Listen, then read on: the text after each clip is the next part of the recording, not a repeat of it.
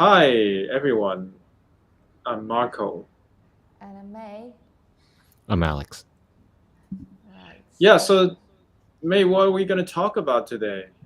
Well, I'm looking forward to hearing you talk about marketing, selling, and live selling in China. And as we promised last week, that you're going to tell us all about it. And so yeah, let's dive into that. Can you Yep. give me like a well, I think for those people who didn't listen to our session last week, can you give some intro on how it looks like why we come Yep. to talk about this topic? Yeah, so direct sale has been, evolving for the last 5 years in China. Um, we own a fashion brand company that produce fashion handbags. Um, and so that's why Alex and I, we got, uh, involved with this direct sales industry in China because we just wanted to sell more bags for our company. Um, and the first person that we ran into is like in 2018, towards the end of 2018, I think. We ran into this woman called Becky Lee, and she was famous for selling 100 Mini Coopers in 3 minutes, and she has Mini Cooper as in cars. car, Yeah, yeah. actual So, car. 1 so million 100, cars. 100, 100 million cars. 100 100 cars cars. 100 cars. Also okay. 100 Yeah, cars. in 100 cars. 3 minutes, Yeah. Wow. and we That's thought it actually was. impressive. Yeah, we thought so at that time. But looking back, it's not as impressive as these sort of newcomers now. But anyways, Okay. But still so impressive. yeah, still very impressive. So we got in touch with Becky Lee, and she was like, "Yeah, we can do an article for you." And at that time, she was on this Weixin platform, which is Tencent. It's a social media, non-video. It's all like words. Um, and we thought like, okay, well, how well can it do, right? Just words, just an article. We pay a little bit money. We thought, it's a good article to do PR advertisement. But little that in the first hour that article was released, our sales just, our bag just kind of fly through the sky, fly out the shelves quickly, and it kind of caught us in surprise because we didn't prepare enough inventory in Wow. our Shenzhen warehouse. So Alex and I we had to literally just scramble for like 3 4 days. We were carrying like handbags through the border between Shenzhen and Hong Kong. Wow. Many times arranged cars to pick up and shipped. It was really crazy, but it was a very happy dilemma because we literally sold something like 300 bags within the first like 15 minutes of the article release, something like that. It's so ridiculous. Mm. But anyway, so Wow. that was the first time we were kind of we had this like sort of direct impact of the power of direct sales in China. But as time go by, I think Alibaba realized that this is a very good way of selling things. So in 2019, Alibaba started developing its own Taobao KOL direct sales platform. And to make it more legit, the owner Jack Ma is the owner of Alibaba, um, team up with this guy called Li Jiaqi, or AKA Lipstick King. So he's a guy, 30 years old, less than 30 years old at that time. And he was competing with Jack Ma selling lipsticks on the direct sales platform. So a lot of people tune in just to see how Jack Ma competing with this young guy selling lipsticks. I know. As a result, that night they sold 145 million US dollars worth of lipstick in one night. Okay. And who Yeah, won? and well, yeah, Li Jiaqi won. And for sure because they wanted to build this guy as like the new star for direct sales. So for the next 2 years, I think Alibaba just dominated this sort of direct sales industry. totally overshadow the original Weixin, the Tencent platform that everybody likes to use. And then everybody just shift gear to Taobao for the next 2 years. So we got in touch with this girl called Wei Ya, and she was also the top two direct sales KOL. And to give you an idea of what does that mean, right? So in Alibaba platform, it's called Tmall. It's an online sales in Tmall. Every year we have this event called November 11 events. It's the biggest sales event ever in China. Last year, this event lasted, I think, a week, and it sold over 540 billion RMB of products. So it's around like 68.8 billion US dollars worth of product, and 30% of the sales belongs to the top 3 KOLs, direct sales. 30%. So you do, yeah, 30%. Wow. So you can see how big of impact of these people are creating to China retail. Yeah. So And almost just to give 20 billion. Sorry. no, I'm just saying, just as a really quick note too, the November 11th event is so big that usually beforehand it has to be very well coordinated with the postage companies in China and all the Kuaitis, which is like the courier companies too, just to make sure that everybody gets their stuff quick. And everybody needs to get their stuff quick because a lot of cancellations and returns happens before the stuff arrive. So it's also very, very critical for them to coordinate beforehand. Wow. But can we backtrack, because we have a lot of players here. It starts from Becky Lee, and then Lipstick King, and then Via. But I just wonder, what's so special? First one first, Becky Lee. Why Becky Lee special? What is her secret sauce? Why she can sell 100 cars within minutes? Yeah. Expensive cars too. I know, but I don't know because I'm not her target audience. But to You're give not you a more media guy. information, I'm not. But we went to visit her in her office. It looks like she used to be a column writer in a very famous newspaper in Guangzhou, and I guess at the early sort of direct sales KOL days, she started to realize that I can actually do this online. I don't have to work for a newspaper that wait for it to publish or compete with other columnists. So she decided to go with that, and it so happened, I guess, Weixin or Tencent kind of took off around like 2000, early, I guess, 2012, 2013 time, and people just craving for things to read online, and she just kind of have this kind of first mover advantage. I don't know much about Lipstick King or Li Jiaqi, but I read about Via, right? So Via actually owns her own store in Tmall, and in her interview, she talks about how much she struggled with selling things, and her and her husband at that time were really struggling because they would produce these coats, and they thought it looks really nice, and they're trying to sell them, and they overstock, and they couldn't like get rid of the inventory, and they lost a lot of money.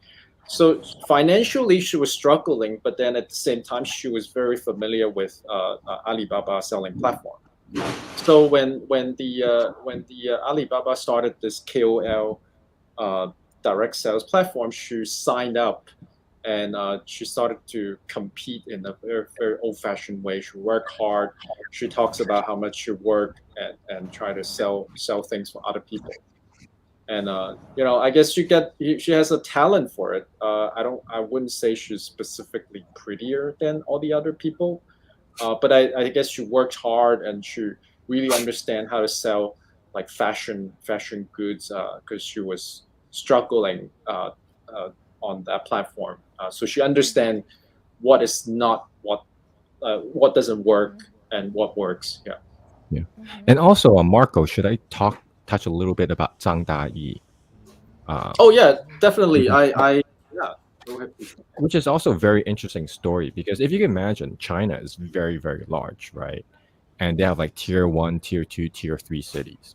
So tier one meaning Beijing, Shanghai, Chengdu, the more Guangzhou, the more affluent cities, right? And usually the females there, they they dress more they dress more sophisticated, or at least and most of their audiences are. Wait 1 second.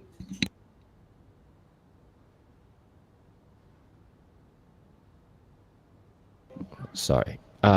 Yeah, so most of the audiences is actually on second and third tier cities because China is so big, and a lot of these people in the second, third tier cities don't necessarily have the resources to travel a lot. So they would read these blogs, and Zhang Dayi is just basically a we call her sort of like a pseudo model, right? She's not necessarily like a runway model built, but she's like no very she photographs very well, and she has a very infectious like bubbly personality. So a lot of these girls would then she'll gather a big fan base with these second, third tier cities because these girls because she would go travel and take pictures in, in foreign countries. And from what I understand, what she started noticing is that the stuff that she starts wearing would start to have and appearing on photographs would start to have a huge boost in sales after she wear it. So she's decided, hey, why don't I just start producing my own articles of clothing? And so she actually, most of these people actually have a huge team behind her. And all she does is like, she works super hard, and then she like create this a clothing line, and then she like travel around the world just taking pictures of herself. And there's a documentary about her, and literally the girls from the second and third tier cities would sit there and gather around the computer, like two or three of these girls would gather around the computer just to watch her her live cast. And sometimes if she has a sales of a launch of something, they would sit there and just as we said last time, they just it's almost like a bid. They just boom, they'll buy it and stuff. And to them it's like it's a sort of an event, and they look up to these ladies as sort of their idol of they form this picture of this like sophisticated ladies travel around the world. So yeah, this Zhang Dayi lady, she's very smart. She's actually backed by Alibaba. I think she went IPO in Nasdaq at one Yeah, she point. went spec. She did a Yeah, spec. It was successful. Yeah. yeah, and then she I actually met her once in a barbecue. Very nice girl and stuff. At that time, she wasn't that famous. A couple of years later, I met her again. It's a completely different picture. She's like a billionaire at that point. So yeah, I mean, it's social influences. When I was in college, well, when I was in grad school, I was an architect, and I did this thesis on social media at that time. It was before Facebook came out and stuff, even before Friendster.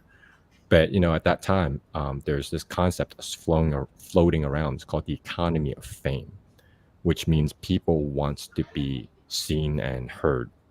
So it's every single chance that you could get them to be able to do that, it's almost they get a dopamine hit out of it. So what happened is it's incredible how that kind of evolves right now, because what we thought was just the economy of fame became a real economy of fame.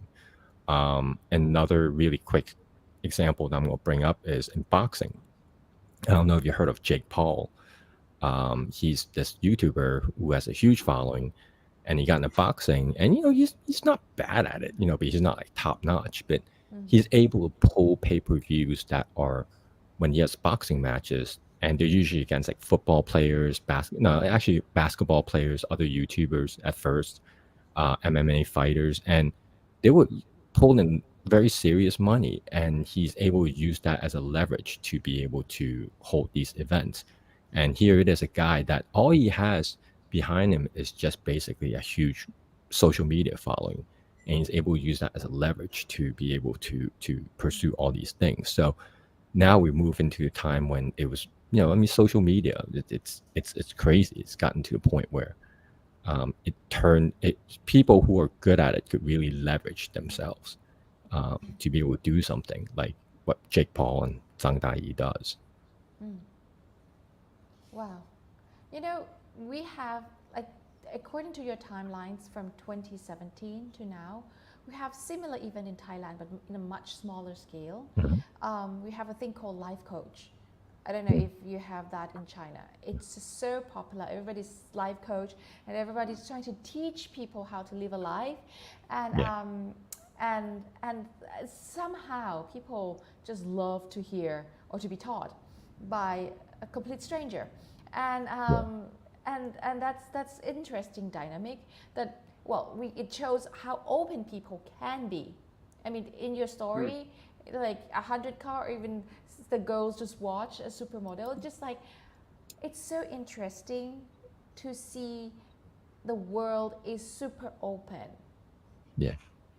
And I'm in a very, I think I'm in a different environment where I buy things kind of not easily, and I'm very Mhm. skeptical. So the way that I brought up, and when I see how open people are, and how different I am from them, a lot of people, millions of people, yeah, it gives me a sense of surprise. And in Thailand too, we have that.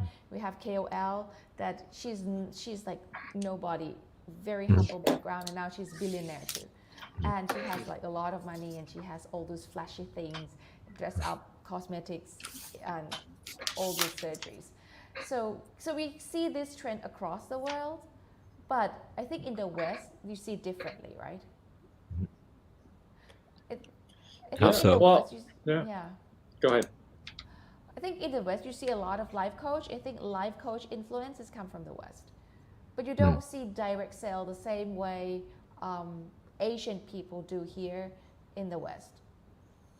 It's incredible because do you listen to life coaches yourself, or do you at least like listen to them on YouTube, or are you I curious listen about them? to a few. I'm not very into life coach.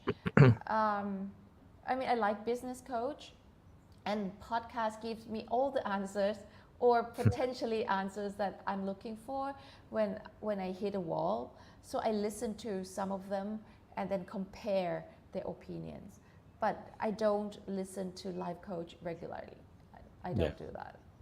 Yeah, right now in at least in the US, I know there's life coach. There's also ex-back coaches. I don't know, what ex-back, meaning get your ex back if you get break up a relationship. Those are the time when people are really, really like vulnerable. And there's these people who would like be like, yeah, Really? about these formulas, and they'll have like ex-back coaches and stuff. And they literally Wow. charge for sessions, and some of them are not cheap. And some of them are actually more legit than others. Some of them just basically some guy in a basement, and like, so yeah, you should do this, this, and this. Of course, I haven't used those services before, but it's just there's all of them start Okay. popping in and out. But Wow. yeah, it's definitely I I I noticed in Thailand, even though Thailand's population, how much is it? 40 million, is it? Seven, Or 70, 70. 70 million. Yeah, it's but the proportion with them, um, the way they use Instagram, for example, is much crazier than Hong Kong. It's like, it's like the movie stars in Thailand usually have like, multi-million followers. Whereas in Mm. Hong Kong, it's like if you have over 100,000, you're God. It's like, wow. But most of the KOLs that I've met, usually it's just about like 10,000, 20,000, and they're already Wow. considered like KOL. So in Thailand, it's on a completely different scale. Yeah, I see. yeah. Well, if you look at the screen time in Thailand, it's quite high too. compared to a lot of people in the world, the screen time is quite big. And I think people spend a lot of time on the phone, and we have a lot of information on the phone. And Mm. I don't know, I think Thai people like shows, and drama and Show? movies, Oh, shows. yeah. Like, um, we put on a lot of shows when it comes to Facebook, Instagram, TikTok, and things, and I think people like it. But one thing that I I never really look for it, but what I feel is the way people sell things Mhm. in the East and in the West is quite different. I Mhm. just wonder why there's no. Um, I don't know if you cover this, but the live show where people just put video in front of them and TikTok and sell things online on Yeah. Alibaba channel and things like that. In the West, we don't see that, do we? Mm.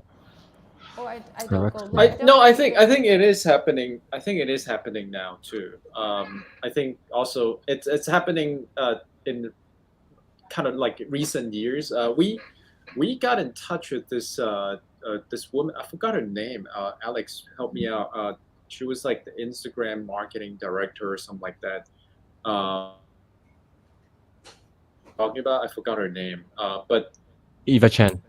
Eva Chan, yes, Eva Chan. Very So nice lady. she actually also got in touch with our brand, and she posted her Instagram picture, and because she was one of the very early on like KOL in Instagram, she has a lot of followers. I forgot how many, but she was nice enough to help us promote our bag, and later on like introduce us to their sort of direct sales platform, and we started playing with it. Wasn't very successful, and but I think I heard like TikTok actually took off like recently, and people started to sell things. But probably, yeah, I think you're right. Like not in a way that Asian are doing it today. Yeah. Have you ever Yeah. buy anything from live shows? I personally haven't, but I know like, a lot of my female friends have. It's a very female thing. It's a And competition. yeah. Yeah, Oh yeah. it's well Competition sometimes to buy. competition to buy. So you have limited resources. Like I have 5 of this shirt, and Mhm. I have 5 of this shirt in yellow, and then people have to type in the comment. This is how Thai people do it. So you have to Mm. type in the comments, and then the first 5 will get the shirt. Mm. And sometimes people do it for fun. They don't even Yeah. want the stuff. They just do Yeah. it so that they win. Yeah. Yeah. So I it's see. like just a psychological play, and then the seller would do a lot of things. They dance, they make jokes.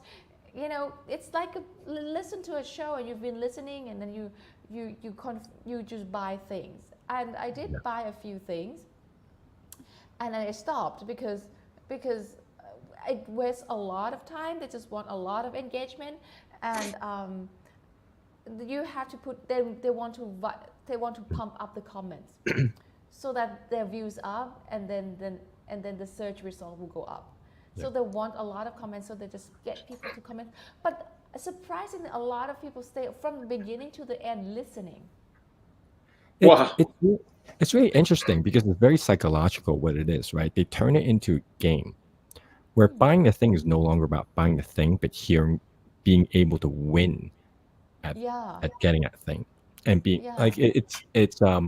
I used to play this video game. I don't know if I've shared it with you. I used to play this video game. It's called Destiny, right? And Mm. I think it like a long time ago there was a researcher who wrote about what the type of psychological tactics that video game makers would employ to hook people onto the game. Hmm. And then, as it turns out, later on, Destiny, the company that makes Destiny, Bungie, read about this guy, thinks this guy is very smart the way he breaks it all down scientifically, and he hires that guy to become the person that will create the system that will hook people. So, Yeah. and then what they do is is that okay? Imagine, right? My goal originally as a player is to say, you win, you go through these stages, and at the end of the stage, you have the chance of having these drops where then you could own this gun, right? And then later on, they discover like the way it did it is not like kill a monster and that gun drops for you. No, it doesn't.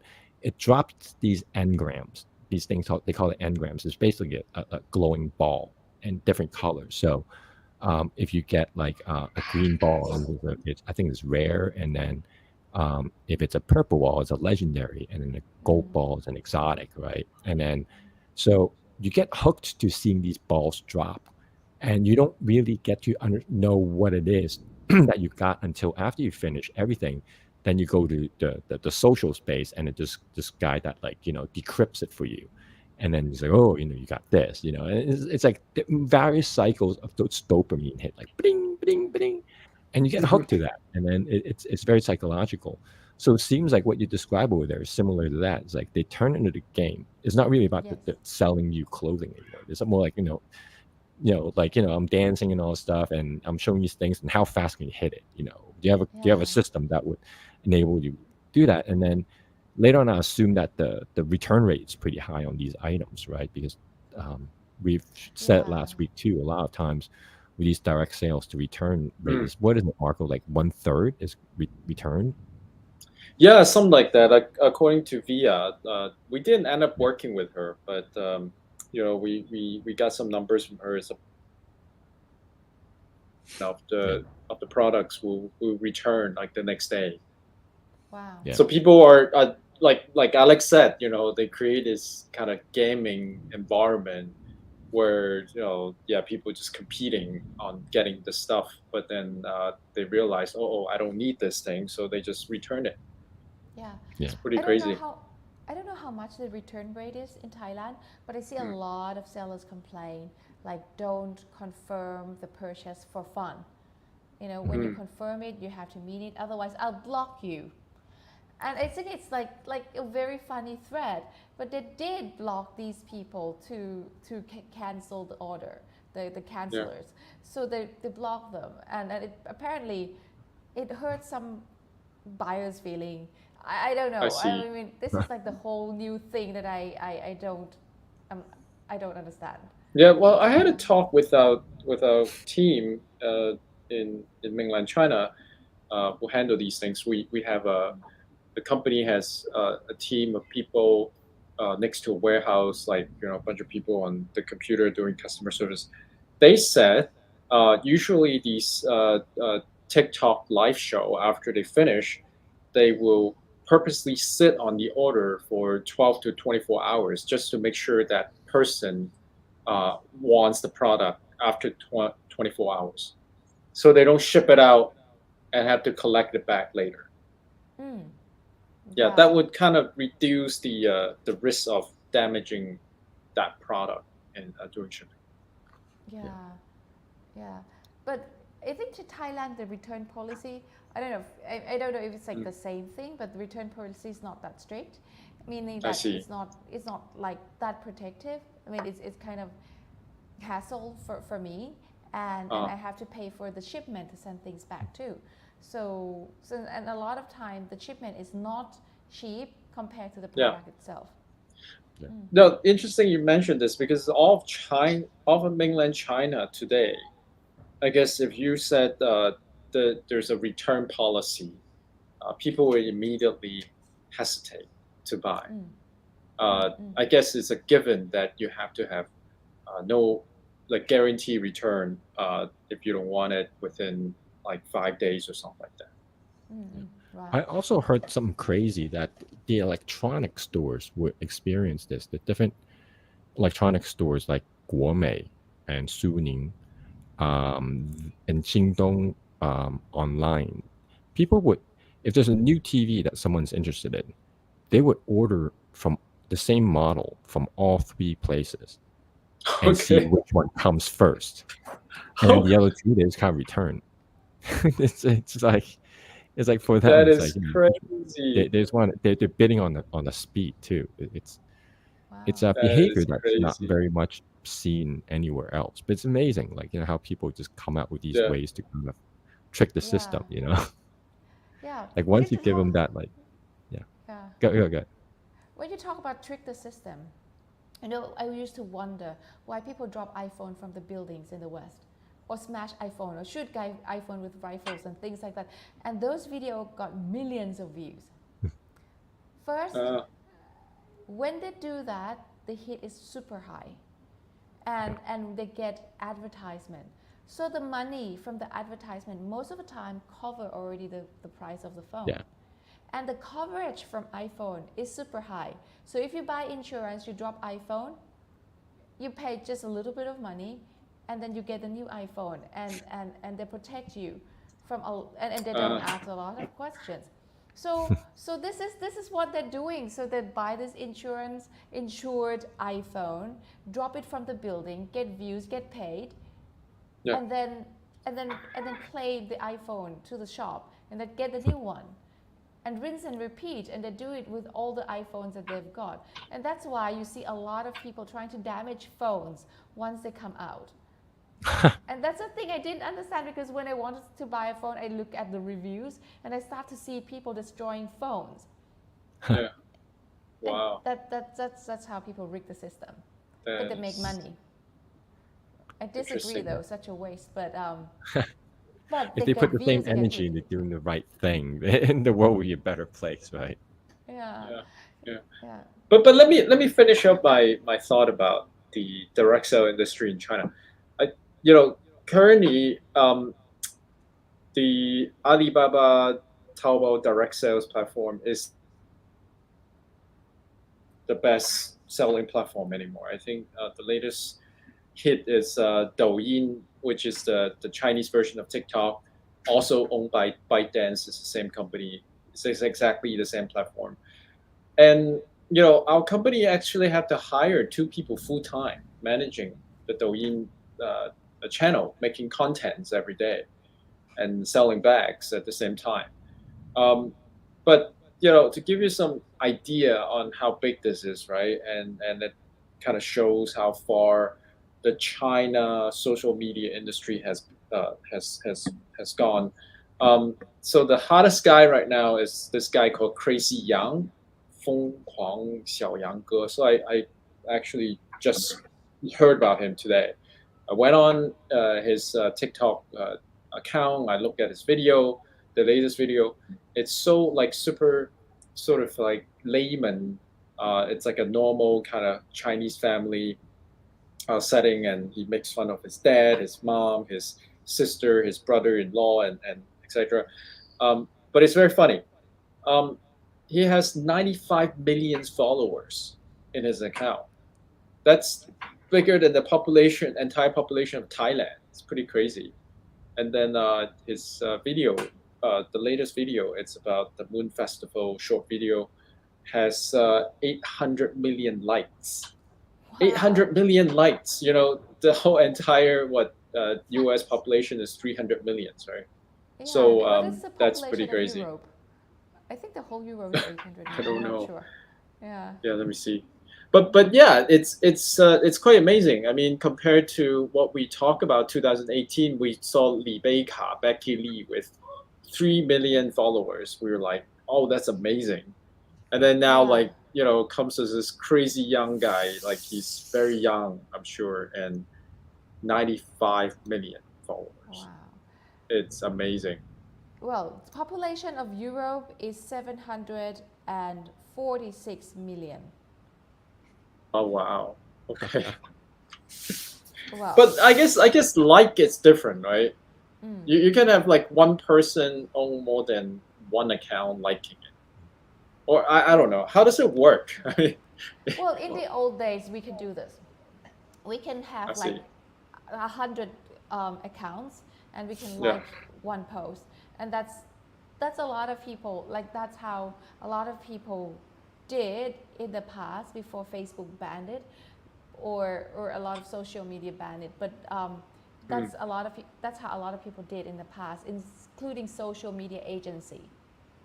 So the marketing agency and all these agency trying to make things look good and good traction for the clients by using these fake accounts. But I don't think it works anymore.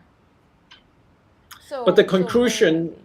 yeah, the conclusion here is that China is so big with so many people, and as these population average income increase, it has more critical mass to make a significant impact to the economy, the global economy, I think. Yeah. Sure. Anyways, Sure. yeah. Yeah, I think the money that they have and they generate and pump in the world is big. I mean, and I think this year the China theme is about the world, um, but still, it's a big thing to look at the long run, and but in for like if you look at a big stretch period, China has been contributing as a producer and as a buyer of the world. Yeah.